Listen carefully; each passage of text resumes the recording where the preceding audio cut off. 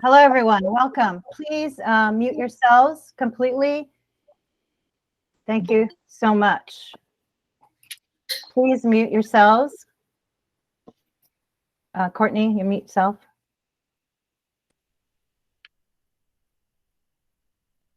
Okay. So thank you, everyone, for coming and attending this meeting tonight. I'm very happy that we have a huge turnout tonight. And I also would thank you for attending. I am Dr. Mehnaz Afridi. I'm the director of the Holocaust, Genocide, and Interfaith Center, and I will act as your moderator and host tonight. We have a very special program organized by HGI and Manhattan College faculty and staff tonight. The center's goal and mission is to eradicate all racism through the lessons of the Holocaust, genocide, as well as creating dialogue between faiths and the challenges we face today in our nation. I always love this quote by James Baldwin, where he says, "Not everything that is faced can be changed, but nothing can be changed until it is faced." And truly, I believe that we have to face all our challenges together. I want to welcome you to Lessons of White Nationalism, Racism, and Government. And I thought of this event in lieu of our statement on our website, as well as our President O'Donnell's statement after January 6th. Our country has taken an abysmal historical turn. Serious issues have divided Americans, while we have witnessed blatant racism, sexism, antisemitism, Islamophobia, and violence. However, we have always dreamt and pledged that the respect and care of every living being, respect for democracy, and nonviolent change might possibly unite us in our democratic values. As John F. Kennedy said in 1961, let both sides explore what problems unites us. Let both sides explore what problems unite us. We must seek understanding even with the challenges of our time. At Manhattan College, we have the opportunity for dialogue and the critical exchange of ideas where we aspire to engage with one another equally in keeping with Lasallian values. The Manhattan College community has a chance, as the president said, to redouble, meaning our President O'Donnell, to redouble educational efforts for our students with care and a call for us to lead campus reflection and teaching on core values of civic responsibility, racial justice, and moral integrity. We hope that these conversations, events, and resources will result in a week of reflection at the end of the semester with students and faculty, where we can ask challenging and hard questions of how do I fit into this? What can I do? Do I have any responsibility? And most importantly, do I truly have respect and dignity for all humanity as a Lasallian? As April 2020 Declaration on the Lasallian Education Mission states, I quote, "We believe that another world is possible and that education is a fundamental force for building it."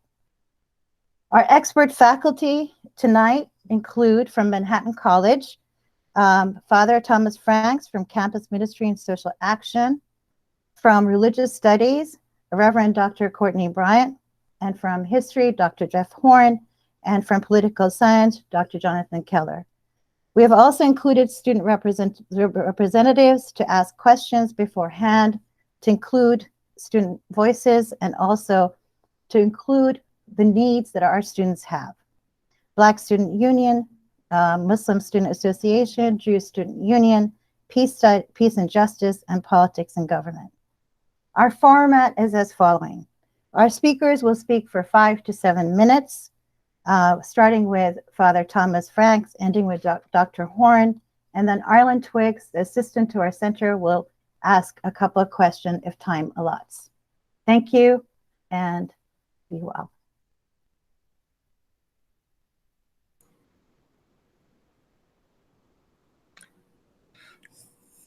Thank you, Dr. Afridi. I'm going to present with a few picture slides.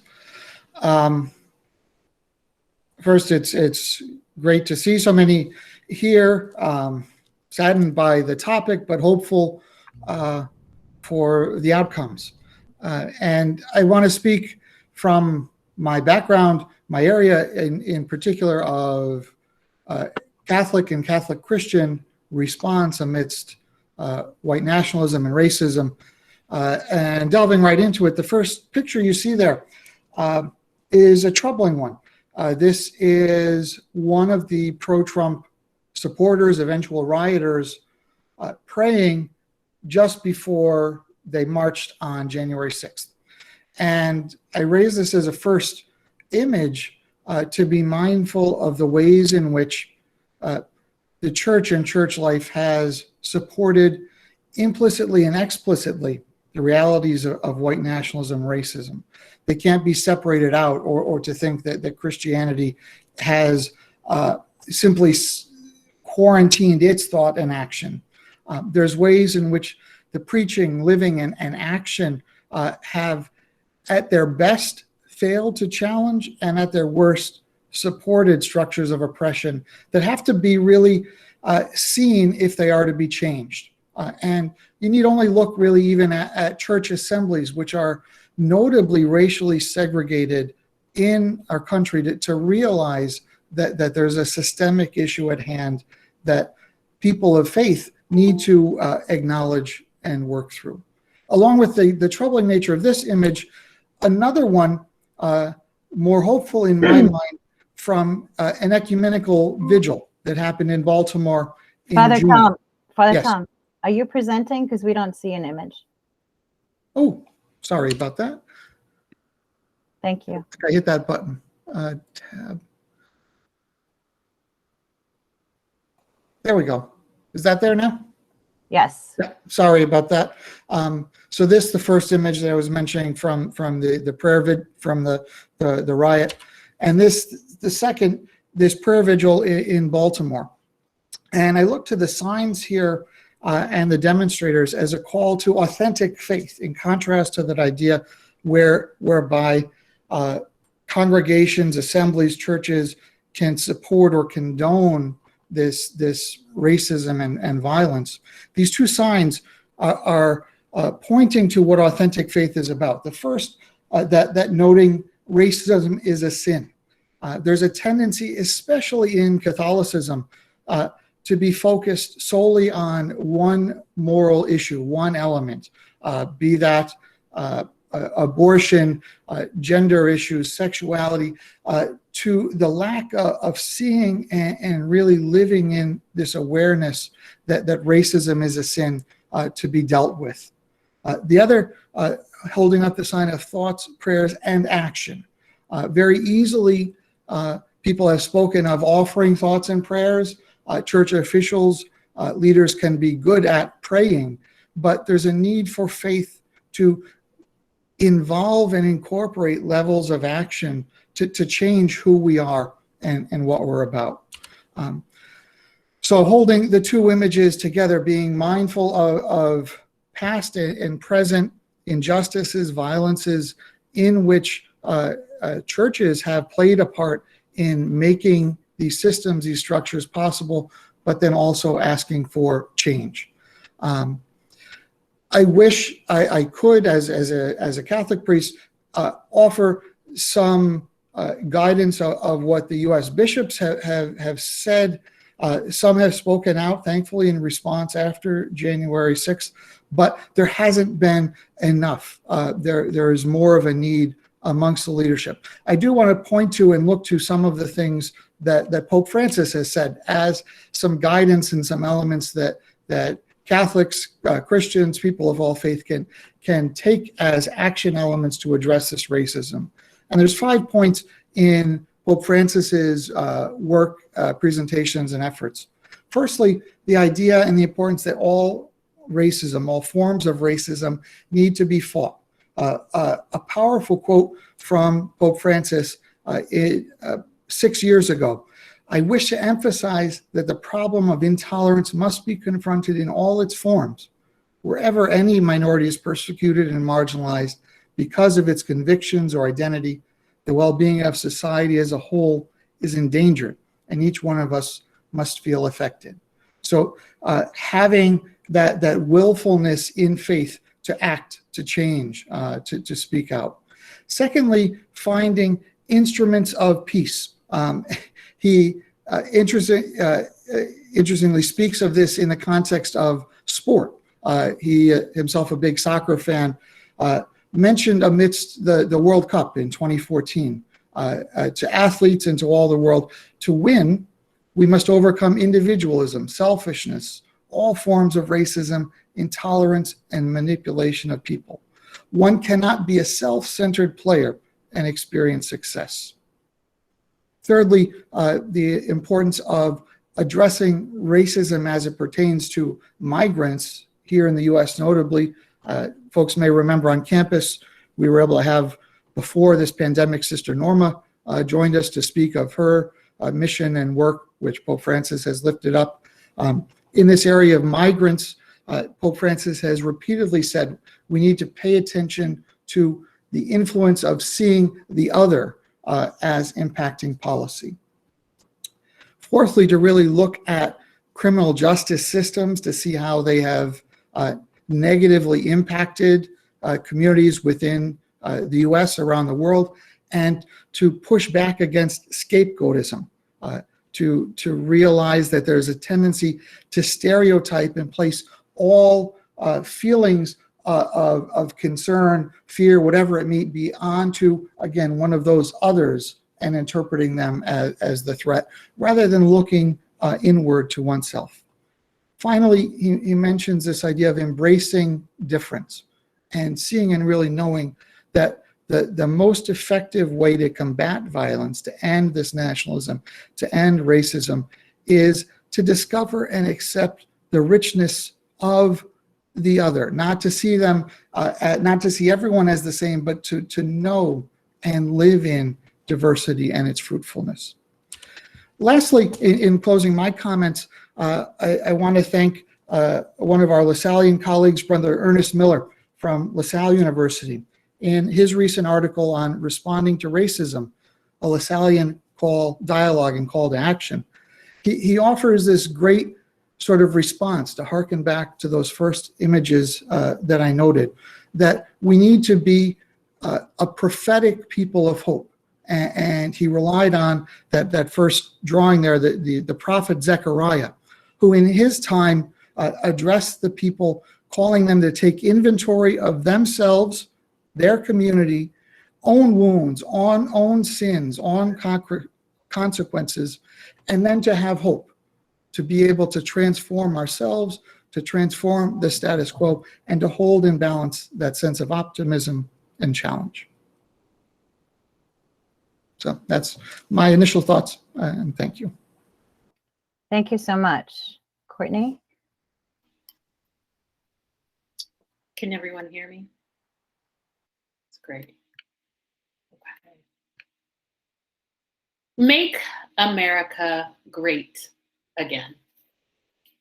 We are taking the country back. Go back to your country. Where is his birth certificate? We speak English in America. I come to the events of January 6th, 2020 as a Black Christian ordained reverend and a scholar of theological ethics. I literally study why people do the things that they do as it relates to what they believe about God and their relationship to God. My methodology is a womanist methodology that requires interrogation of ideas assumed as truth. Consequently, the riots and the storming of the Capitol building last month caused me to think through the idea of American identity as a posture of election or chosenness that gives way to the divine right not only to govern, but to dominate. If I had time, I would bring you through the myth of American exceptionalism and its roots in Anglo-Saxonism and racial superiority. In the short time that I do have, I will simply explain that in the history of America, Anglo-Saxonism and Christian or Christianity are synonymous in American history. This, however, is quite peculiar given the fact that the Germanic tribes from which Anglo-Saxons derived had no real relationship with the gospel of Jesus Christ. Theirs was a religion of the Volk and Geist, translated as people and spirit. America's founding fathers found these people to be superior in morality, strength, and spirit, such that when leaving England because of the Norman Compromise, which ushered in more Catholic influences by the Irish, Italian, and Spanish, which they believed to be an affront to the Church of England, the Pilgrims, and especially the Puritans, set their sights on a new land where they might govern based on the traditions and moral structures of the Anglo-Saxons. It is important to remember that these early settlers were in the new world we now call America because they were seeking to escape outside ethnic influences, which they perceived to be detrimental to the way of life good English folk lived. The Anglo-Saxons were pedestalized and perceived to be deeply moral, faithful to their love of freedom and individual rights, and pure in blood. These virtues were to be the tenets upon which the Pilgrims and Puritans, who considered themselves direct descendants of Anglo-Saxons, would establish a city on a hill to the glory of God. In this way, they saw themselves as the new Israelites, chosen for God's master plan.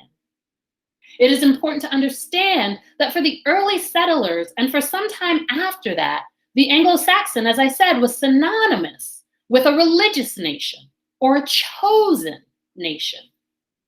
For them, Anglo-Saxons went hand in hand with Christian, and that they were the descendants of these freedom-loving Anglo-Saxons. They too were chosen by God to implement an Anglo-Saxon system of governing.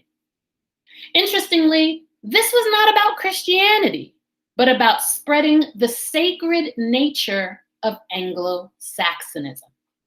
Jesus was secondary, if even mentioned at all, for leaders like Thomas Jefferson and Benjamin Franklin. More important was this idea of election or chosenness and the divine right it gave real Americans to govern as a blessing to the world. Merging religious and civil concepts, both predicated on race or ethnicity, depending on the time, but more specifically, Anglo-Saxon blood.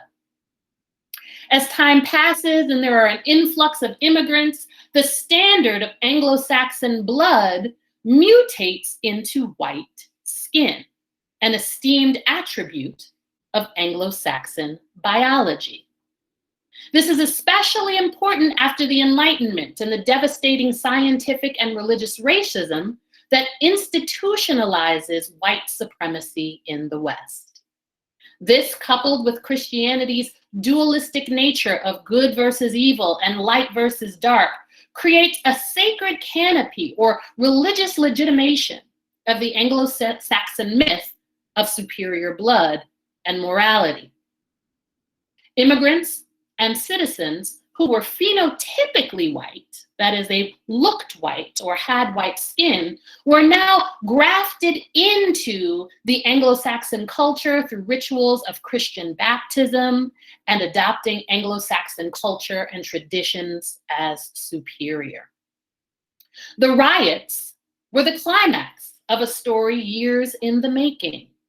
A story where poor white people who once believed their whiteness made them superior found themselves unable to achieve the American dream of financial stability and comfort, and needed someone or something to blame for not being able to take hold of the power to which they believed they were divinely entitled.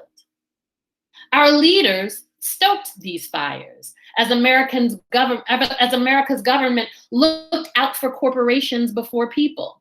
They stoked these fires when they allowed a narrative of illegal immigrants coming from blank hole countries with the wrong kind of biological stock coming to steal American jobs and rape women. They stoked these fires when they failed to give citizens health care and a decent wage and work opportunities beyond coal. And when they would not hold those who have exploited the little guy accountable so that they would pay their fair share. When people have nothing to hold on to, they will grasp at straws to feel empowered. But not everyone who was at the Capitol building that day was poor. People flew to DC in private jets. So this isn't a question of the unheard and exploited rioting alone. This problem is also a class problem, but it is also, and at the same time, a race and ethnicity problem. The same problem that causes people to worry when there are too many Black people in a room, the same thing that causes people to worry when census numbers show up and show us creeping up toward racial equilibrium, the same problem that caused good white Christians to form their own schools so their children would not have to go to school with Black and Latino children. The same problem that caused church folk to assemble after church, led by the pastor, to torture and kill Black men and women who had the nerve to prosper economically after slavery had ended. And so it is the sin of lust, a lust for power, control, the controlling of resources that puts us here. The desire to control other human beings, the hoarding of resources that should be shared and are shared in other nations, and finally, control over land and the right to dominate it and its people. It is the sin of degrading certain kinds of lives while elevating others. It is the sin of white nationalism, white domination, and the idea that the world was given to white people for their profit and pleasure. This story is incredibly important to revisit because without a clear understanding of how we have shaped this identity, we cannot imagine anything beyond it. But if we do the work of revisiting the difficult parts, if we do the work of doing what Father Tom said, of taking inventory of where this lust exists within us, then we can figure out the spiritual posture and ethics necessary to imagine ourselves as something different. Won't you join me? Thank you so much, Courtney. Can somebody is on the call on the Google Meet? Could you please mute yourself right now? Everyone check and mute yourself, please. Can you please mute yourself? Thank you. Because then we can't hear the speaker. I appreciate it.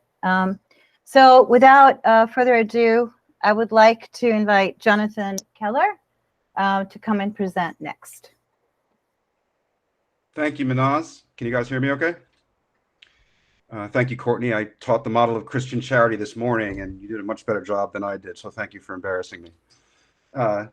So in April of 2019, Joe Biden announces his campaign for the presidency of the United States, and he says that this election is what? It's a battle for the soul of America. And I heard him say that, and my response was, okay, boomer. It's not the kind of statement that I relate to or understand. I typically look at candidates with more substantive policy proposals. But as it turned out, political scientists are wrong about a lot of things, and Biden had it exactly right. That is, in fact, where we are right now. We are in a battle for the soul of America. One may or may not agree with what Biden proposes to rescue it, but the question is the right one. So I'm happy to stand corrected. So who is it that we want to be? We want to live in this dystopian nightmare with unhinged armed militias marching through our state capitals with impunity in Lansing, in Salem, Oregon, 3%ers and Oath Keepers and so on, and marching on the seat of American government. Is this the country that we want to be? I have a couple of pictures just of the event, which we can, I want to show. Can you see these? Yes. Yes? Okay. So theirs are taken on January 6th. This is the Capitol at Harrisburg, Pennsylvania. This is will become an iconic photo, I believe, I would predict historically, carrying the Confederate flag. And this is also from that day. Now, what I want you to do is I want you to imagine that this event was much worse than it actually was. Imagine if Nancy Pelosi or Mike Pence or someone, in the government, in the leadership, was captured, was kidnapped, or worse, was killed. And I want you to think about it that way. Why? Because the message I want to send to you tonight is we should think about it that way, because that almost actually happened, right? Now, if you think of it that way, and you think about those images, and that had actually happened, Mike Pence was kidnapped or killed, or Nancy Pelosi, or Dianne Feinstein, or somebody in the government, this conversation would look very, very different. And the fact is, only one or two doorways lay between us having that conversation and the one that we have. So now we're stuck in this place where we kind of oscillate between focusing on the buffoonery and the chicanery and the silliness of the theater of it, and how serious of a threat it was to the seat of our democracy. But I would argue that even if we don't do what I just asked you to do, even if we don't, what happened on January 6th is much worse than the typical things it's compared to, most namely the Whiskey Rebellion in 1794 and the Fries Rebellion in 1799. Why? Those were tax revolts, right? Those were not attacks on the very seat of the American government, right? This is the most serious attack of this kind in American history, right? Perhaps with the exception of the War of 1812. So this is why, in my opinion, we cannot extend the open hand to these people, right? We must show them the clenched fist. Why? Because there can't be reconciliation without justice, right? Now, I've been asked to talk tonight about the Constitution, and I must confess, it's a difficult subject for me with a crisis like this, because I'm not sure the Constitution in a moment like this is a place where you can really look for redemption, right? And I mean that in a couple of different senses. And just very broadly speaking, the Constitution articulates a purposeless regime, right? It has no provision for virtue, or more importantly, for the character of its society or of its citizens, right? The nation's brought forth or constituted with three words: we the people. And the contestation we've had since this founding moment, since 1787, is about what is the we? And the we has always been lesser, has always been somehow partial, has always been short of our greatest aspirations, right? And then finally, kind of structurally, the Constitution is so rife with counter-majoritarian and anti-democratic, provisions. We could name a few: states' rights, federalism, a 50-50 Senate where one party represents 46 million more voters than the other party, even though it's a 50-50 split in the chamber. And of course, white supremacy at the core of the Constitution: the 3/5 clause, the fugitive slave clause, the migration and importation clause, all in the Constitution. So, but I would even say more important than any of those things is something that James Madison knew very well, which is that constitutions are not self-executing. Constitutions are brought into being and they're made. They don't just exist. So we have an opportunity to remake our Constitution for the better. And I would start by just mentioning the fact that, the easiest way to explain this point I'm trying to make is that the US Constitution does not provide for the peaceful transfer of power. It assumes it. Think about that for a second. So if you have an outgoing government that is unwilling to surrender power when it's lost an election, the Constitution does not have adequate mechanisms to cope with this gross and enormous violation of our norms, the peaceful transfer of power being the most important. And this is, again, why I say you cannot show the open hand to these people in this case, right? So even though I don't think the Constitution writ large can be a source really of our redemption, I don't think this is a structural problem. I think this is perhaps a spiritual problem, a cultural problem. Something is much sicker in our psyche than simply making a Madisonian tinkering with various rules, although those are important. So I would just suggest a few, and then I'll turn it over to Jeff. But let me show you a few sort of things I was been thinking about here. All right, not that. Okay, so the first is the President of the United States was impeached soon after the events of January 6th. There's been a big debate. Can you guys see this okay? Someone let me know. Can you see it? Yes, yes. Yes, yes. Okay, great. So notice I underlined the most important part here, right? Which is that basically, you know, this impeachment provision is not only about removing somebody from office, which is of course a moot issue now, but it's also about disqualification from holding future office. And that is why this impeachment and trial must be pursued, right? If you think about it, if the framers of the Constitution did not want it this way, then you could basically have a president completely misbehave in the closing days, weeks, or hours of his or her presidency with impunity. So it must be the case that this is constitutional, and in my view, and most scholars' view, it is, right? The second thing I would mention, I could take more questions, we could talk about that in a little bit, but the second thing I would mention is something that was put into the Constitution, the 14th Amendment, during Reconstruction, basically, and this typically holds to members of Congress and their expulsion for engaging in insurrection or rebellion against the country, right? Now, this clearly, applies to this case. Certain members of Congress who aided, abetted, and perhaps participated in these events on January 6th need to have investigations conducted, and this course needs to be pursued. And by the way, one thing you can notice about this, I've circled this any office thing here, right? Now, this typically refers as a whole to members of Congress. However, any office, meaning any federal office, would mean what? That it would also apply to the president, right? So, those are a couple of things I'd recommend. Last 2 points I would say are, I would also recommend punishments for the assailants, to make the point that this is not acceptable to wage an attack against the seat of government in this fashion. Charges have been filed ranging from weapons possession to trespassing up the chain to things as serious as treason, right? And as inciting an insurrection. There's parts of the U.S. criminal code that account for this, some of these with large fines and jail time and so on and so forth, right? And I would recommend that this is done not to be punitive about it, but because the message has to be sent that this cannot be accepted under any circumstances ever again, right? And if it's let go, as some people wish to do, it's likely to be repeated. All right. So why I say all of that, although it's important, and I hope it all happens, and I hope it continues, ultimately is not really sort of the big picture here is this. If you think about what this thing really was on January 6th, right?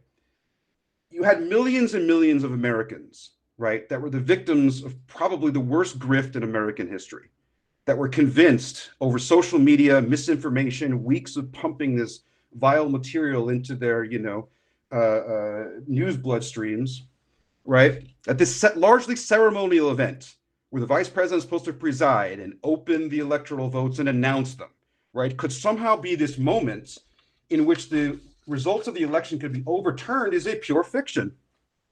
And somehow millions of people, and I'm not, just talking about the few hundred or thousand who attend this event.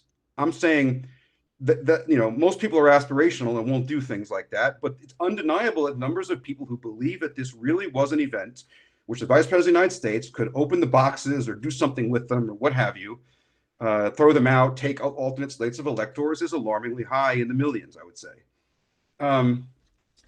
How to conduct oneself correctly, we can look no further, ironically, than Richard Milhouse Nixon, who in 1961 was confronted with the same situation that Mike Pence was confronted with. Only in Nixon's case, there really would have been a reason to open different envelopes. Why?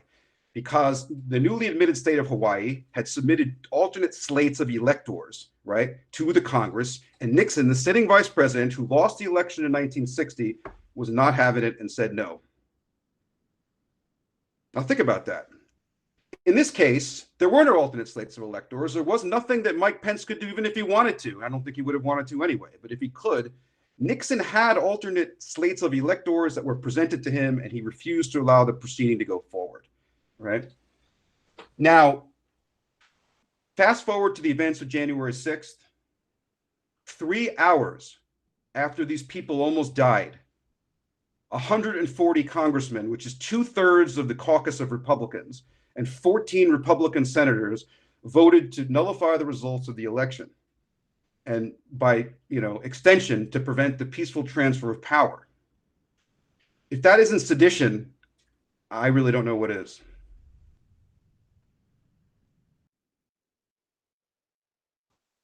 Thank you so much, Dr. Keller. And now I want to ask Dr. Horn from History to speak. Thank you. Good evening, everybody. I'm very proud to be here. Thank you so much for including me in this. What I want to do is something a little bit different, but also a little bit the same. A lot of us, actually all of us, have been talking about the lessons of the past in one way or another. And we can't get away from past experience. We can't get away from kind of the ways in which we are trying to understand what has gone on. As I'm trying to set this up, I'm also trying to get my technology to work. I'm having not much success, but I will eventually get there. All right, I think I got it. You're good, Jeff. That's good. Okay. So the current crisis that came to a head on the 6th of January has long roots in American history and reflects trends taking place around the world. Based on lingering racist attitudes, as well as dissatisfaction with the evolution of US society and its economy, white nationalists have been committing a significant number of acts of what they term resistance since the rise of the white power movement around 1970.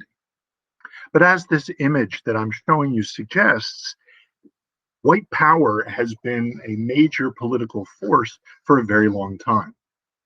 These 6 million members of the Klan in the 1920s, able to march down the middle of public streets in Washington in 1925, illustrate concretely exactly how important this strain has been in American history and American politics. According to the Southern Poverty Law Center, there are currently 940 hate groups operating in the United States. These include the Proud Boys, the Oath Keepers, QAnon, the Sons of Liberty, New Jersey, the Three Percenters, and many others.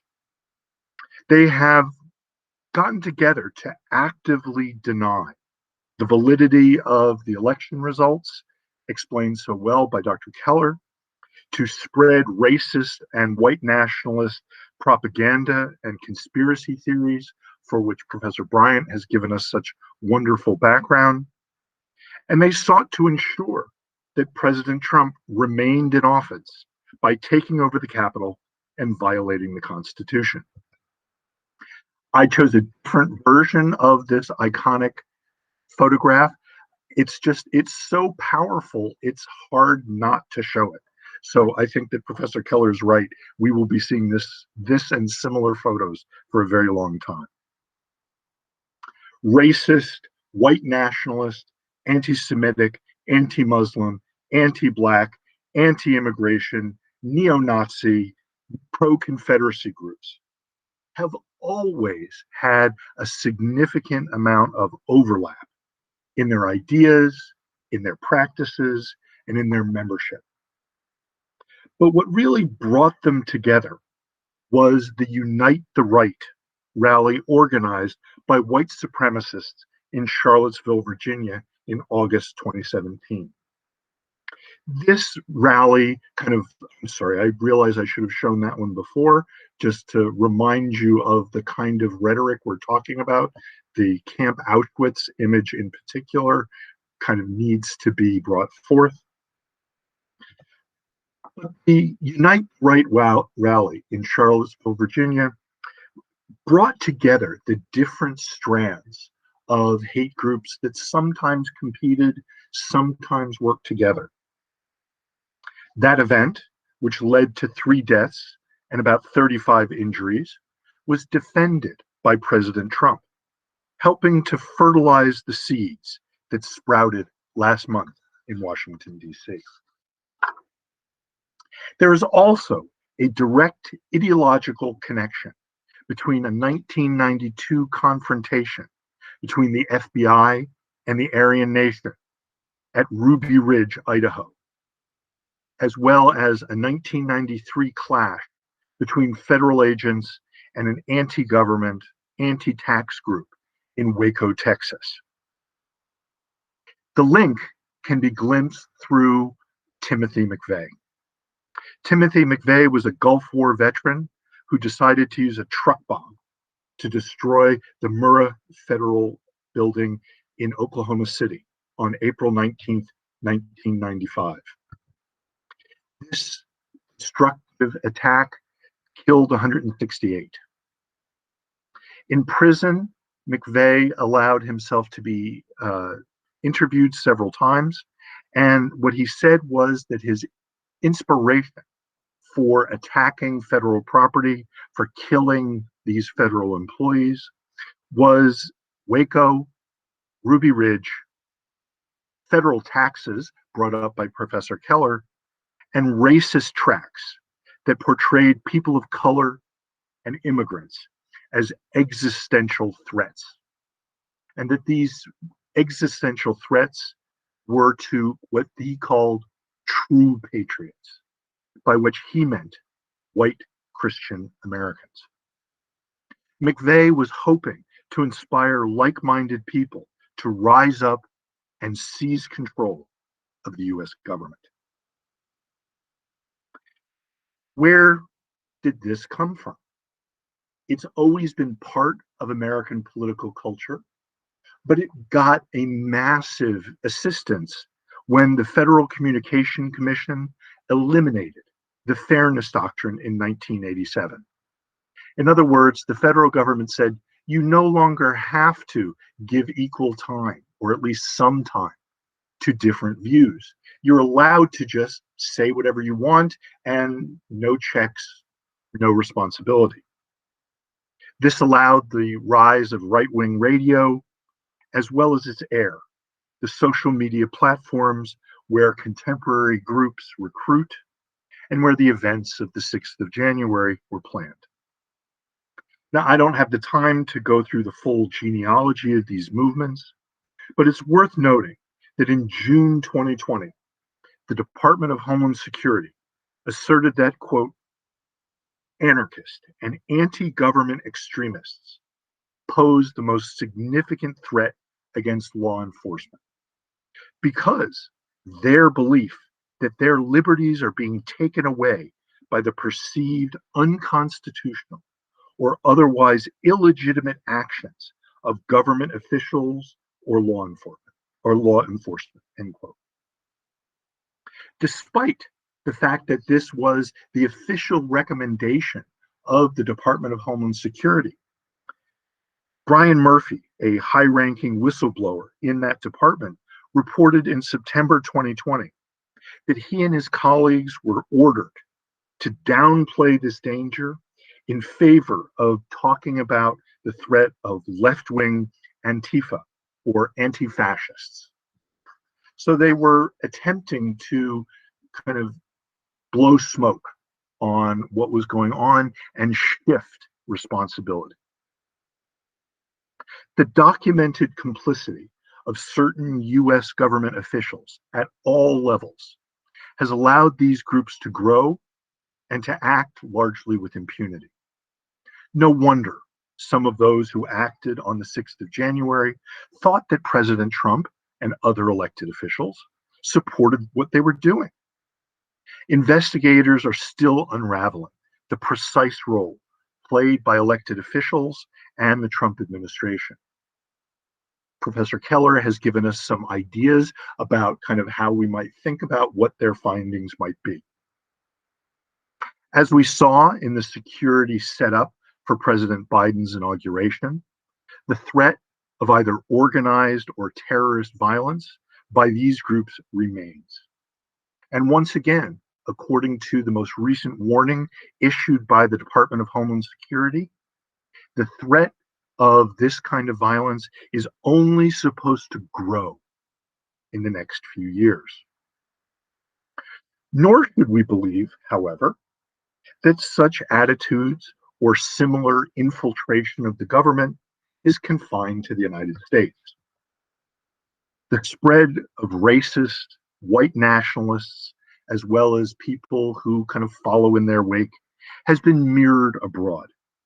The example that I'm using here is Germany, where anti-corona protesters, many of them wearing the same flags and holding the same symbols as the insurgents in DC, attempted to force their way into the Reichstag, the Parliament of Germany. And this took place on August 29th, 2020. In the last decade, white nationalist movements have formed and perpetrated violence in Russia, Hungary, Norway, France, and Serbia. While nationalist populism has gotten many adherents in Brazil, India, and Israel, as well as many other places around the world. In all these countries, the involvement of at least some government officials has been vital to the survival and spread of these movements. So in conclusion, what I want to emphasize today is that the events surrounding January 6th cannot and should not be isolated from their broader context. And that broader context includes the history of the United States and also the rise of similar movements in other countries, as well as kind of the longer history that we've heard from Brother Tom and from Professor Bryant. Disdain for democratic institutions, unwillingness to accept objective information, the desire by racists and nationalists to scapegoat people of color, Jews, Muslims, immigrants, and other vulnerable populations are international as well as US issues. To have a hope of lasting success, our collective efforts to combat such attitudes must recognize both their long history and their global reach. Thank you. Thank you so much, Jeff. If you can stop presenting. I'm working on it. Thank you. So I just want to introduce Ireland Twiggs. She's a graduating senior at Manhattan College. She is a religious studies and peace studies major, and she will ask a question, and we are at 7:52, so we will see how it goes. Ireland? Hi, everyone. Thank you so much to the presenters. It was wonderful. So the first question I have to ask is, does continuing to operate within the confines of democracy surrender power to political actors and ignore non-fascist faith-based movements of BIPOC, Black, Indigenous, people of color communities?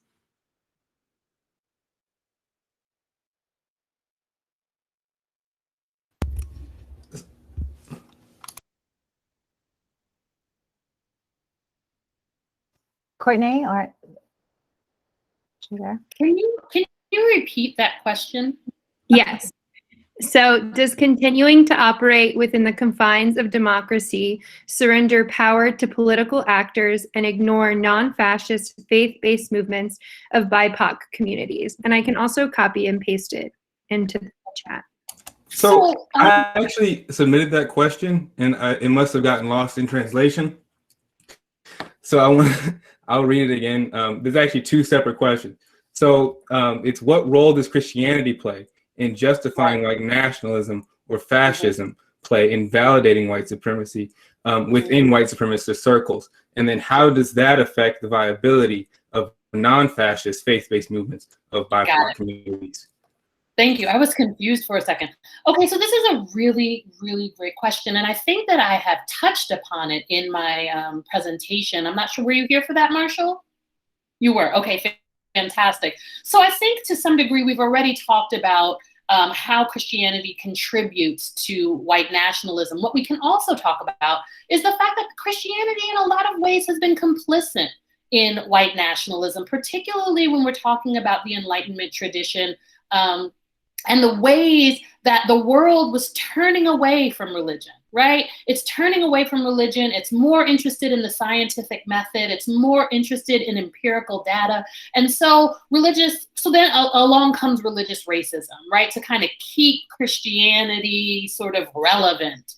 And in so doing, we see this horrible connection or collaboration between scientific racism and religious racism and the creation of faulty data about why Black people are inferior, whether it's the faulty biological information or it's the taking of sacred texts and interpreting them in a way that suggests that that Black people are inferior and white people are superior. But I think it is also the complicity that Father Tom has talked about, in that Christian churches have not really done enough. They've done a lot, but they haven't done enough in this current day and age to speak against racism. They haven't, in fact, when we look at the religious right, they were praying with Donald Trump. They were calling him chosen. They were telling people in their churches that this man was chosen by God to secure the Supreme Court justices so that babies wouldn't be killed, right? But at the end of the day, it's simply a ruse, because what people are really concerned about is the fact that these numbers continue to go up and up and up. And when I'm talking about numbers, I'm talking about census numbers, right? That what we see, or what we saw on January 6th, was simply the continuation of Reconstruction. We're picking up where Reconstruction left off, because we're seeing, oh my goodness, these people of color have not only numbers now, but they're actually going out and voting.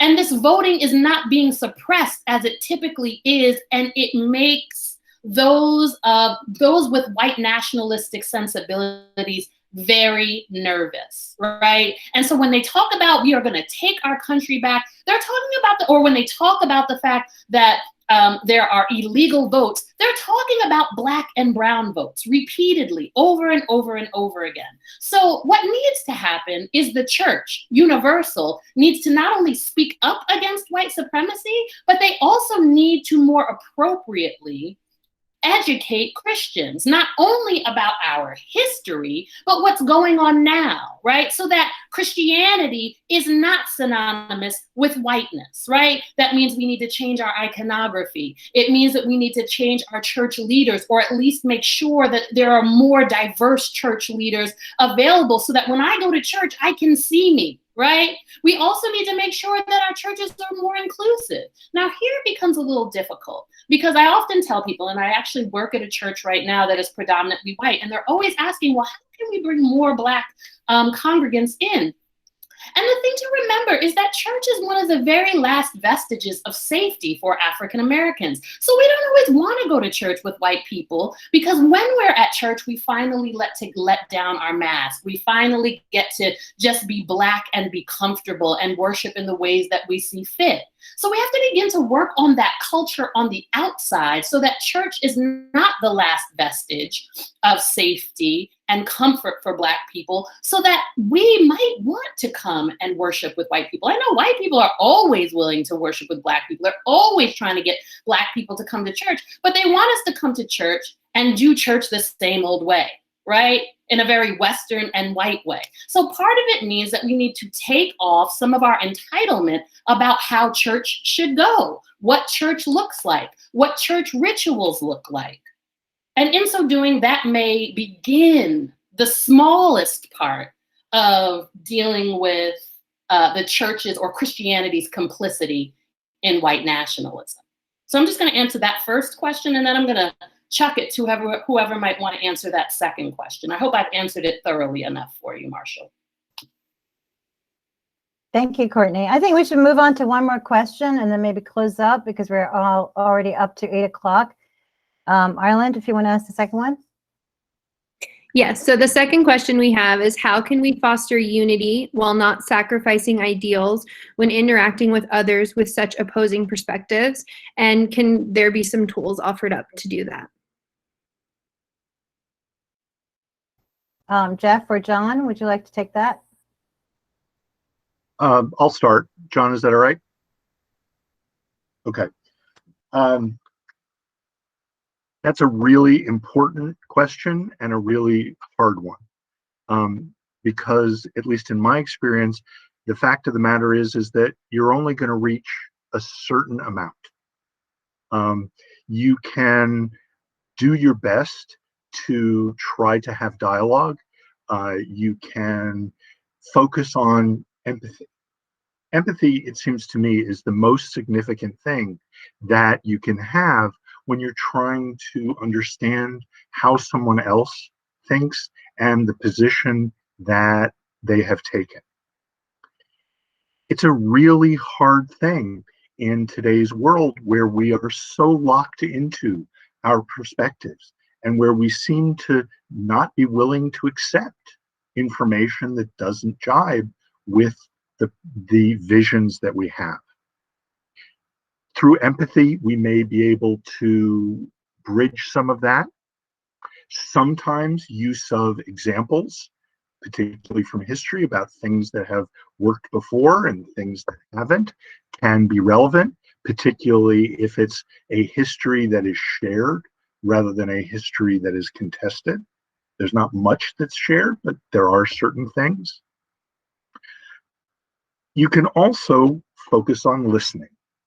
That listening is vital. Asking questions to elicit how other people feel. Asking why or how can also get people sometimes to get a little bit outside of their preconceived visions. But in order to be instruments of peace, in order to embrace difference, in order to seek transformation, in the words of Pope Francis, quoted or given to us by Tom Franks, you have to recognize that in our current world, you're only going to reach some of them. But the issue is, you've got to keep trying, because it's only through trying, it's only through building dialogue that we can try to make a better world. Now, not everybody's going to agree with those tactics, but that's at least one way to give it a shot. Thank you so much, Dr. Oren. John, did you want to say something? Sure, I can. Do you want me to? I would agree with what Jeff said, and I would also add there's a structural element to this, which is our social media environment, right?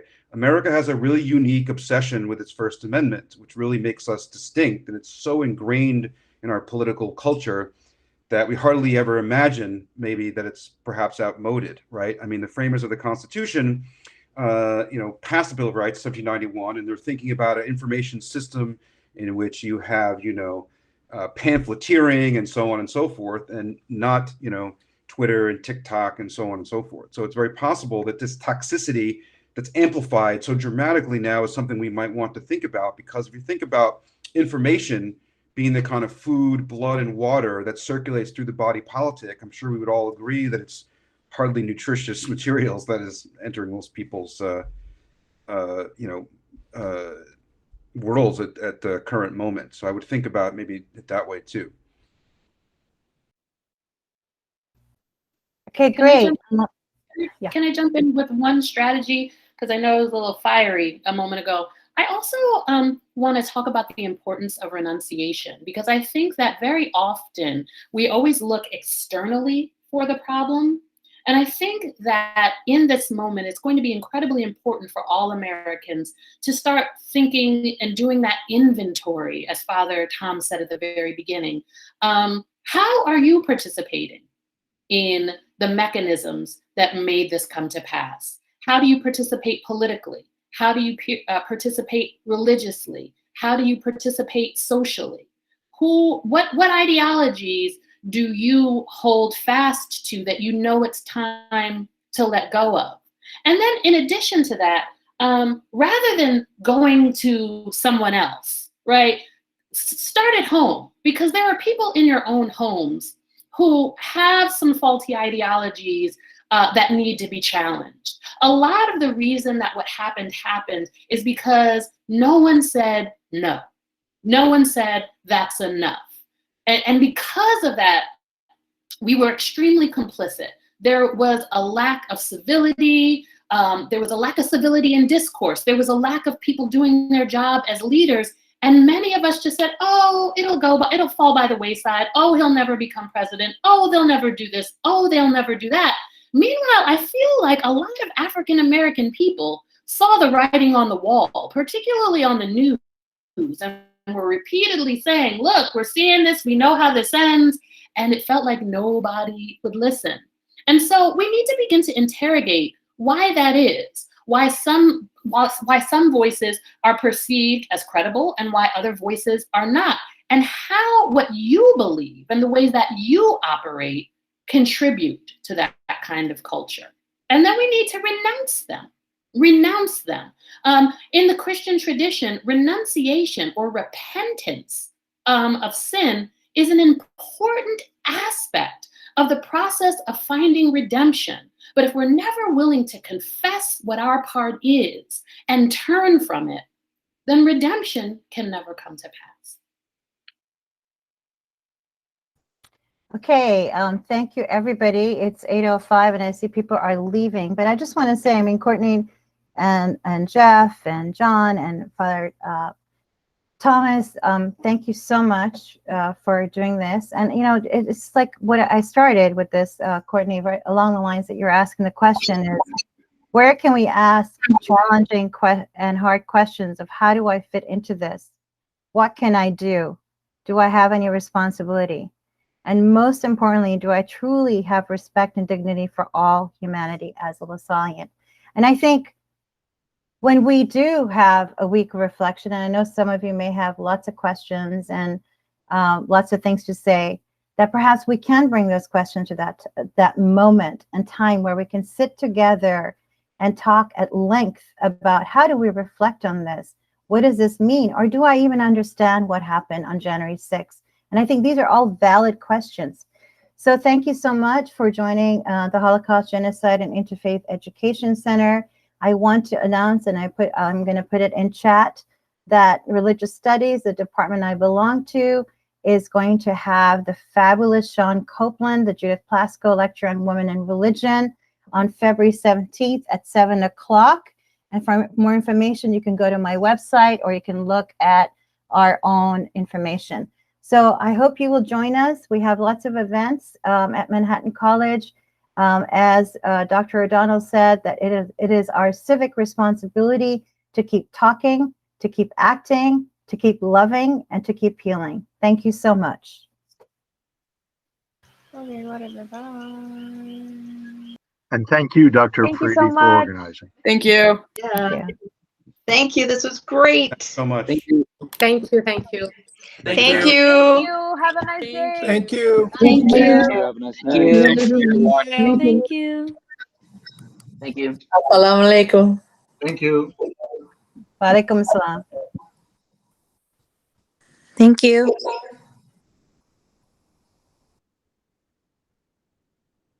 Wait, it's finished? Yes. Oh my You can god. stop recording. I had class. I thought I'd make it. I guess not. Bye, guys.